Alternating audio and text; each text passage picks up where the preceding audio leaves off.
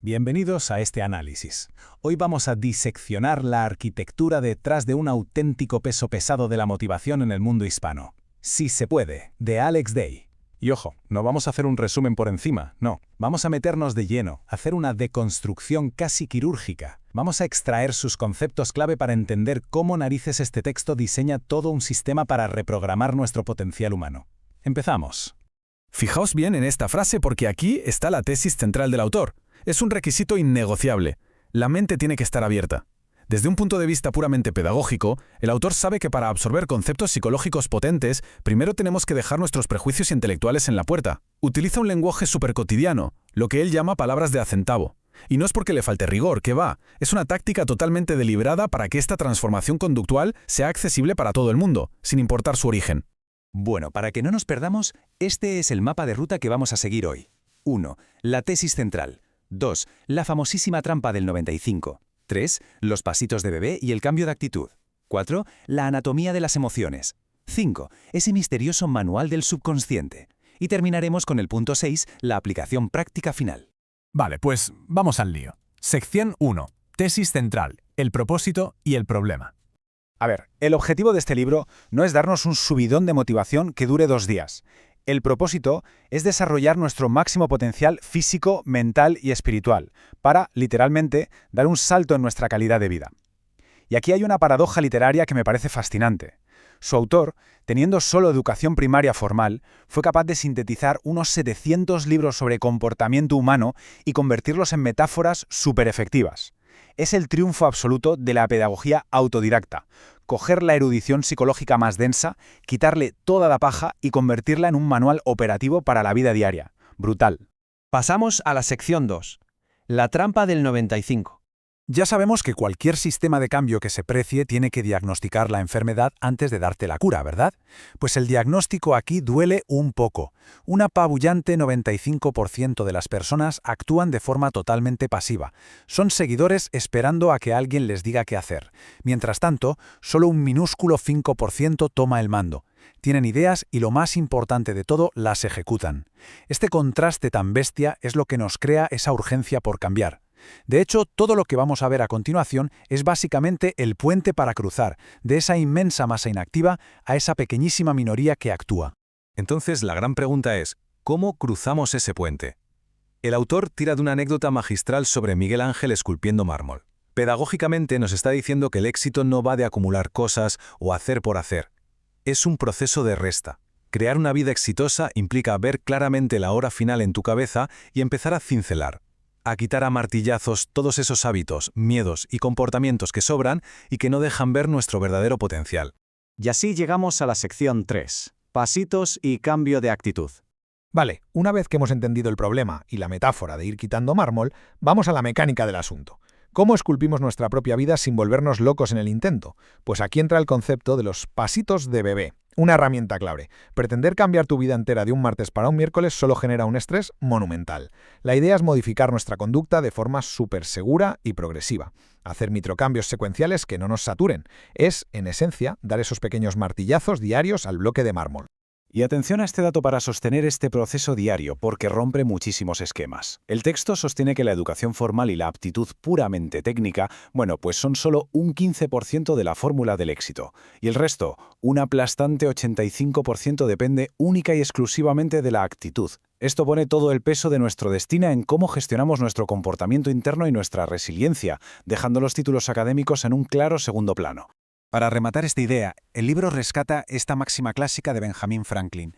Nos recuerda lo absolutamente crucial que es invertir tiempo, dinero y esfuerzo en preparar nuestra mente para alimentar ese gigantesco 85% de actitud. El propio Alex Day confiesa que al principio odiaba leer, un hábito que tuvo que reprogramar a la fuerza.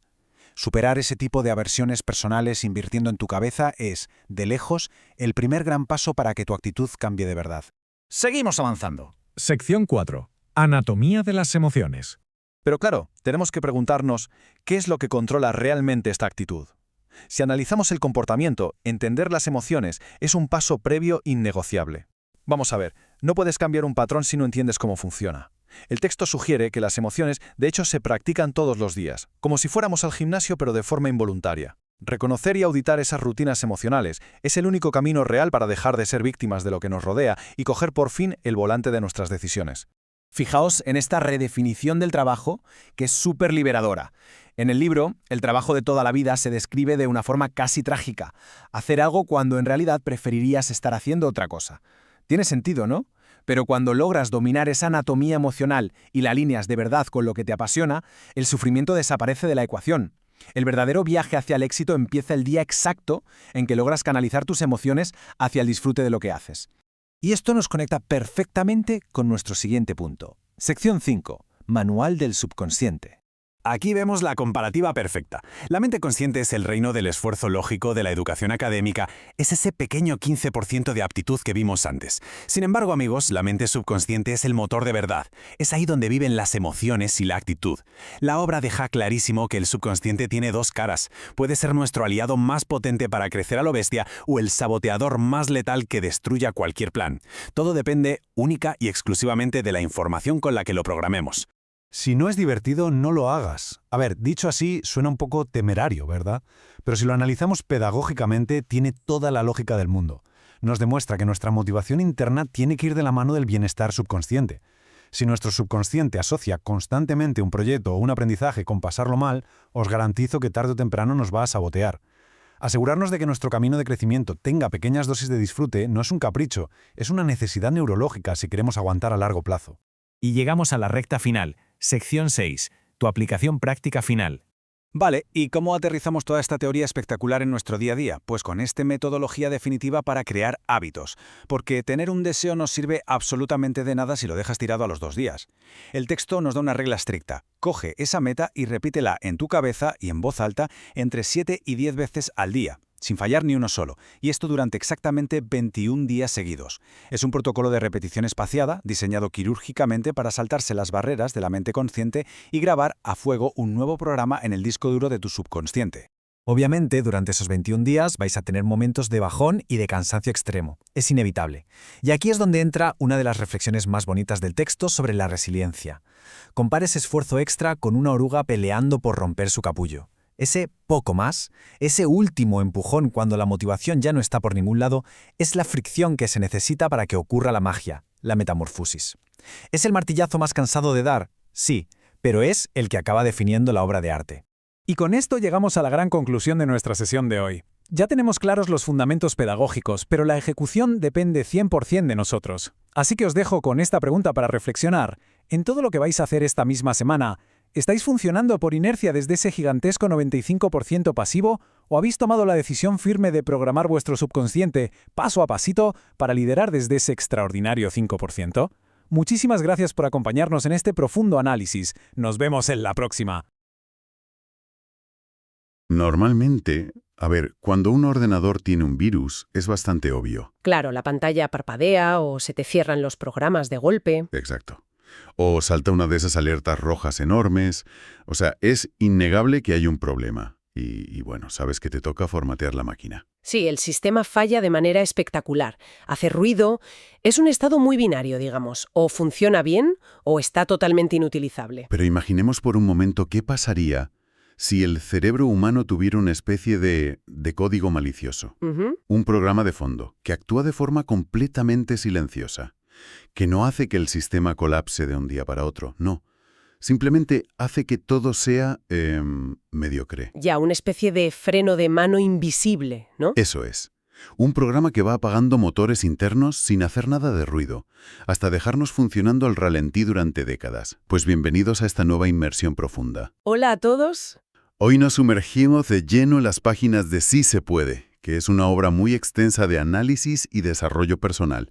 Está escrita por el reconocido autor Alex Day. Que, por dar un poco de contexto sobre la fuente de hoy, estamos hablando de un pionero absoluto. Totalmente. Se le considera el motivador número 1 de habla hispana y sus conceptos llegan a más de 40.000 personas al mes. O sea, tela. Nuestra misión en el análisis de hoy es desarticular un poco la mecánica real detrás de la motivación. Porque el texto promete revelar por qué el éxito está al alcance de cualquiera, pero poquísimos logran materializarlo. Y lo interesante es que lo hace alejándose completamente de esas frases hechas típicas de taza de café. Ya el típico sonríe y el universo te sonreirá. Exacto. Se adentra mucho más en cómo la mente subconsciente opera a un nivel casi biológico, como una máquina implacable de generar hábitos. Vale, vamos a desglosar esto porque queremos rastrear cómo se instala ese código mental del que hablábamos al principio. Queremos entender cómo reescribir hábitos destructivos. Y cómo evitar vivir el plan de otra persona, que es algo muy común. Sí, para poder escapar de lo que el autor denomina, y esto pone un poco los pelos de punta, la crisis de la realidad. Es un término muy duro. Lo es, pero para lograr eso, el material nos pide dinamitar un mito gigantesco. Básicamente, la idea de que el éxito se basa en el talento innato o en tener recursos ilimitados desde la cuna. El planteamiento del autor aquí es muy radical frente a esa idea del talento.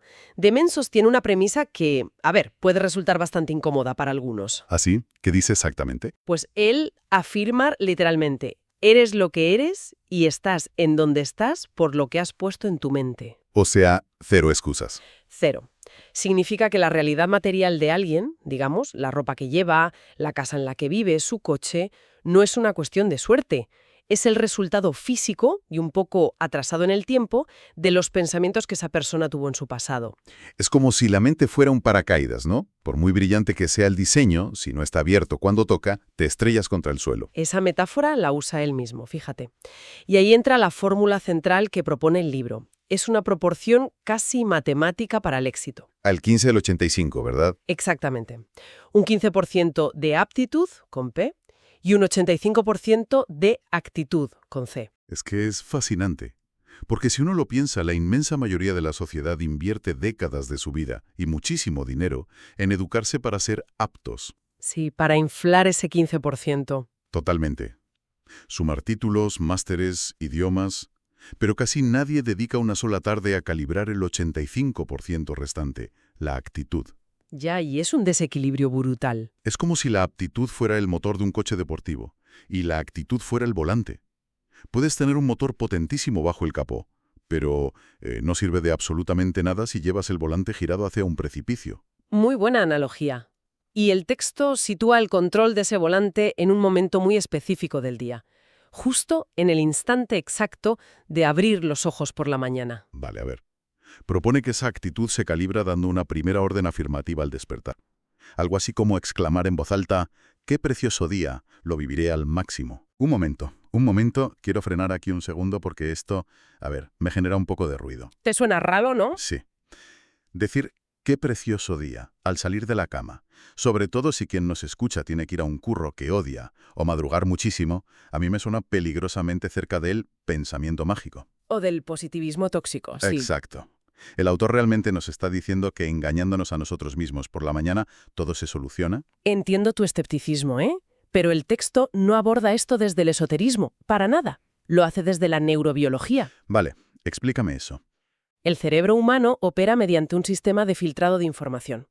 Y no entiende de sarcasmos a las 7 de la mañana. O sea, es literal. Literal. Si la primera instrucción verbal y emocional que recibe es una queja sobre la lluvia o sobre que es lunes, el subconsciente asume que esa es su misión del día. Va a buscar cómo amargarte el día, básicamente. Exacto. Va a buscar evidencias para validar ese estado de ánimo negativo. Empieza a filtrar la realidad para que encaje perfectamente con tu queja. Vale, lo pillo. Entonces, lo que propone Deiney es darle al sistema nervioso una orden operativa afirmativa desde el segundo 1. Exacto. Para forzar a ese filtro a buscar oportunidades en lugar de amenazas o problemas. Pero, claro, si el subconsciente es tan extremadamente obediente a estas instrucciones mañaneras, aquí surge una paradoja gigantesca. ¿Cuál? Pues, ¿por qué la inmensa mayoría de la gente se decanta por el autosabotaje? ¿Por qué nos levantamos quejándonos? Bueno, el libro entra de lleno en esa paradoja. Y lo hace dividiendo a la humanidad en dos grandes grupos, de forma bastante tajante. ¿Así? ¿Cómo los divide? Señala que solo el 5% de las personas son verdaderos líderes. O sea, individuos que tienen ideas y, lo más importante, las ejecutan. ¿Y el 95% restante? Quedan relegados al grupo de los seguidores o lo que el autor llama, de forma un poco punzante, los soñadores. Los soñadores. Aquí es donde se pone realmente interesante, porque ese 95% practica lo que el libro bautiza como la iniciativa privada. Sí, que es justo la antítesis de la iniciativa privada. Claro, el texto pone un ejemplo muy gráfico. Si en un barrio alguien abre un videoclub, que bueno, el libro tiene sus años y le va bien, de repente todos los vecinos corren a abrir videoclubs idénticos. Sí, hoy en día no sería un videoclub, ¿eh? Sería lanzar una app de criptomonedas o montar un canal de crímenes reales en Internet porque está de moda. Exacto. Copian la estética del éxito del otro, pero no tienen la estructura creativa que generó esa idea original. Son como personas que se pasan la vida entera de pie en el borde de un trampolín de 10 metros. Ah, la metáfora del trampolín es buenísima. Es que lo define a la perfección. Los soñadores se quedan ahí arriba en seco. Calculan mentalmente el salto perfecto, miden la velocidad del viento. Debaten la técnica de entrada al agua con otros soñadores. Eso es. Pero jamás llegan a saltar y mojarse. Siempre tienen una excusa que, ojo, suena lógicamente impecable, que si hay que esperar a que los niños crezcan, a que pasen las elecciones, a que bajen los tipos de interés. Ya. Y el autor lanza una advertencia que es muy cruda. Dice que de tanto esperar ese momento perfecto, terminan viejos, solos y pobres. Es durísimo. Ilustra lo que en psicología llamamos parálisis por análisis. Ujú. El texto expone cómo los soñadores usan la lógica como escudo, como un mecanismo de defensa para justificar que no actúan. Su intelecto les da razones perfectas para no arriesgarse hoy. Claro. ¿Y los líderes? ¿Cómo evitan quedarse en el trampolín? Pues los líderes no combaten esa parálisis pegando saltos temerarios o saltos cuánticos, ¿eh? Usan la filosofía de los pasitos de bebé. Pasitos de bebé. Y para dar esos pasos, el autor establece una cadena muy clara. 4 conceptos que empiezan por la letra D. Las 4 Ds, sí. No es una lista sin más, es una reacción en cadena. Todo empieza con un deseo ardiente. Esa es la chispa. Pero claro, un deseo sin combustible se apaga rápido. Exacto. Por eso le sigue la determinación, para mantener la idea viva contra todo pronóstico. Luego, la decisión, que es tomar una dirección y ponerle fecha en el calendario. Ya, comprometerse. Y por último, el motor real, la disciplina. Sin la disciplina, las otras 3 fases se quedan en nada, en simples buenas intenciones. Y fíjate, si volvemos a la imagen del trampolín, te das cuenta de que lo que retiene a la gente en el borde no es que les falte lógica. O sea, tienen el deseo, saben cómo se salta. Entonces, ¿qué es lo que les frena? Pues lo que frena el potencial humano es puramente emocional y neurobiológico. El texto argumenta que no somos tan racionales como creemos. Nuestra conducta está gobernada por la anatomía de las emociones. La anatomía de las emociones, que, si no me equivoco, se basa en 4 pilares, ¿no? Sí. Temor, valor, dolor y placer. Y el temor es el rey indiscutible a la hora de paralizarnos. Y no hablamos de que nos persiga un león por la calle. ¿Qué va? Es un miedo social. Miedo al ridículo, al rechazo. El pánico a qué dirá la gente si saltamos del trampolín y nos pegamos un planchazo tremendo. Y la receta de Dix contra eso es casi militar. Dice que la única forma biológica de apagar ese temor es usando el valor, haciendo exactamente lo que más nos aterra. Claro, porque profundizando en esa biología humana, nos regimos por una brújula superprimitiva. Buscamos aumentar el placer o disminuir el dolor. Siempre. El problema estructural del 95% de seguidores es cómo tienen configuradas esas asociaciones en su cerebro. ¿A qué te refieres? Pues a que asocian el lunes, y el trabajo en general, con un nivel de dolor insoportable, y el viernes lo asocian con el placer absoluto. Ya veo. Biológicamente se programan para tolerar 5 días de sufrimiento solo para poder comprar 2 días de alivio temporal. Y el texto aterriza esto con un comportamiento de oficina que, bueno, en España lo vemos todos los días, que da miedo. Los típicos corrillos frente a la máquina de café a primera hora. Madre mía, sí. Llegar y automáticamente quejarse del jefe o del atasco o del dolor de espalda. Pero aquí te pregunto, ¿acaso quejarse juntos no crea una especie de vínculo? ¿En qué sentido? O sea, ¿nos hace sentir que no estamos solos en nuestra miseria? Tiene una función de cohesión de grupo, ¿no? A ver, sí. Tiene una función social y te da un subidón de dopamina barata a corto plazo. Te sientes parte de la tribu al quejarte. Pero el texto advierte del coste altísimo de esa dopamina. ¿Cuál es el coste? DGI señala que quejarse es estratégicamente inútil, porque a la mitad de la oficina le importan un pimiento tus problemas. Es verdad. Y a la otra mitad secretamente le alegra que te vaya mal porque les hace sentir mejor sobre sus propias vidas. Y el peligro real es que estas quejas se vuelven un hábito calcificado. Y para explicar lo insidioso que es el hábito, el autor usa la metáfora de una polilla. Una polilla, sí, Pero no porque el hábito huele en automático. sino por cómo actúa. Una polilla no hace ningún ruido. Se mete al fondo de tu armario a oscuras y devora la ropa en silencio. Y cuando por fin sacas la prenda a la luz... Está llena de agujeros irreparables. Exacto. Los hábitos destructivos se comen nuestro potencial de esa misma forma silenciosa. Pero para demostrar que podemos cambiar, el libro propone un experimento físico brutal. El de cruzar los dedos, ¿verdad? Sí, consiste en entrelazar los dedos de ambas manos. De forma natural, sin pensarlo. Si lo haces ahora mismo, instintivamente siempre te queda un pulgar arriba, el derecho o el izquierdo. Sí, acabo de hacerlo. El izquierdo en mi caso. Y se siente normal.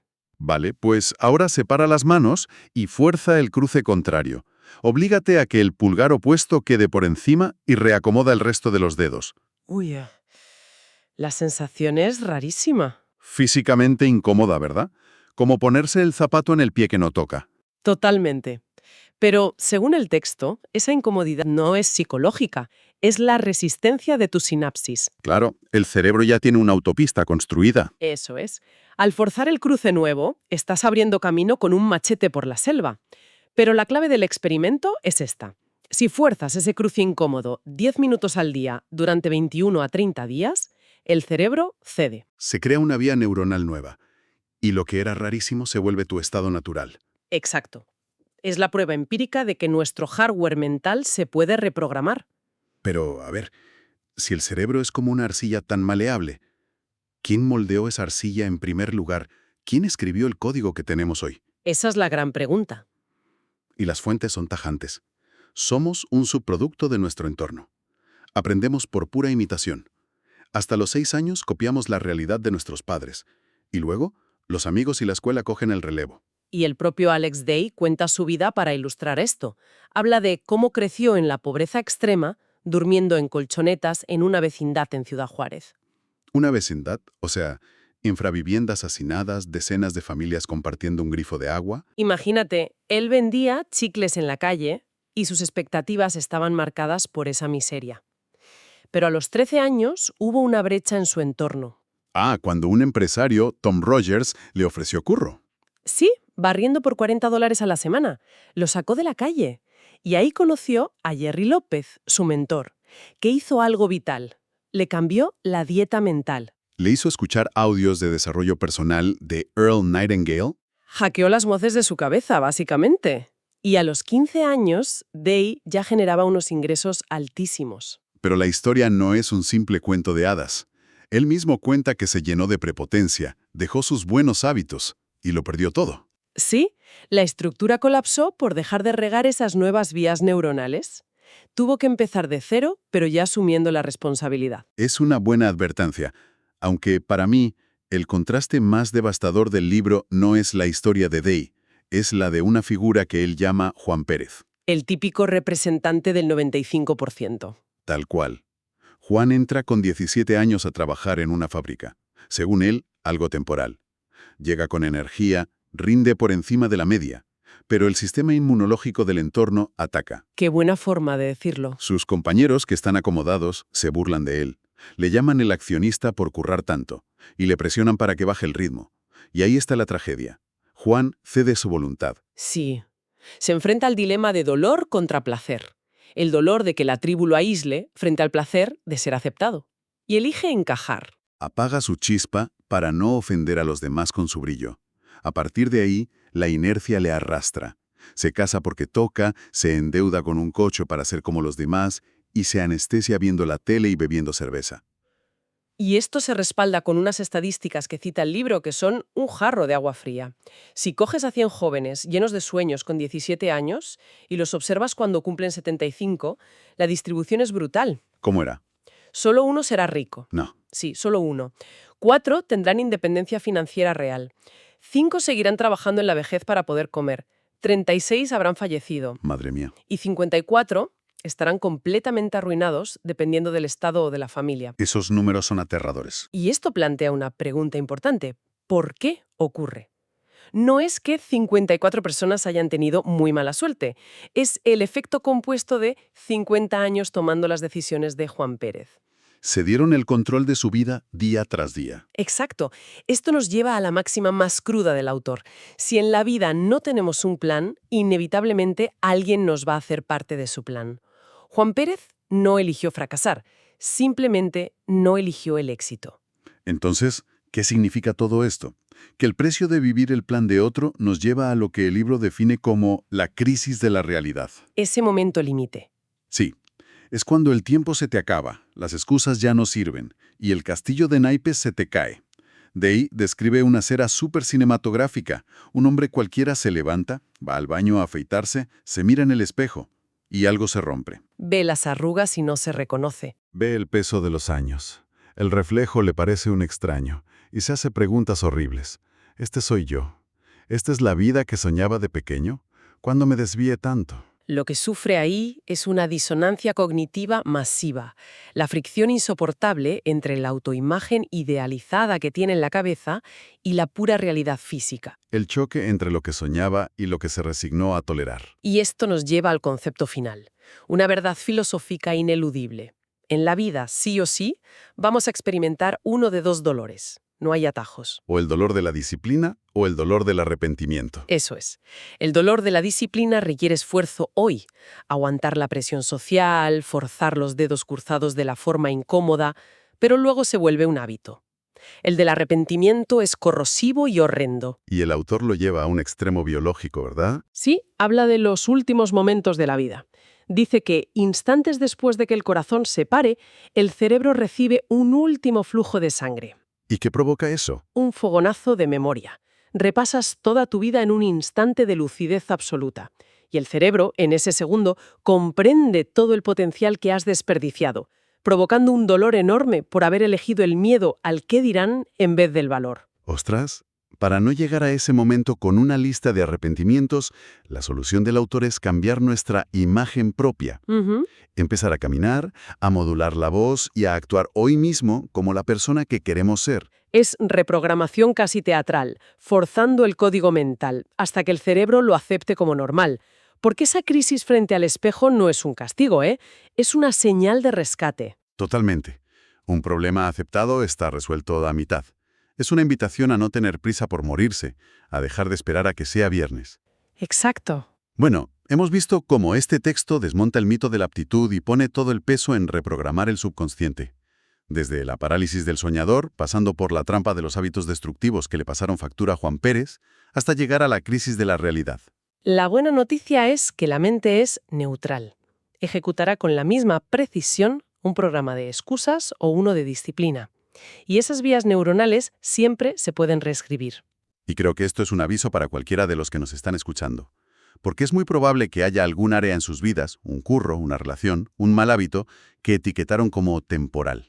Y sin darse cuenta, se ha vuelto dolorosamente permanente. Así que, para cerrar esta inmersión de hoy, me gustaría dejar una idea flotando. No para responderla ahora, sino para pensarla a solas. A ver.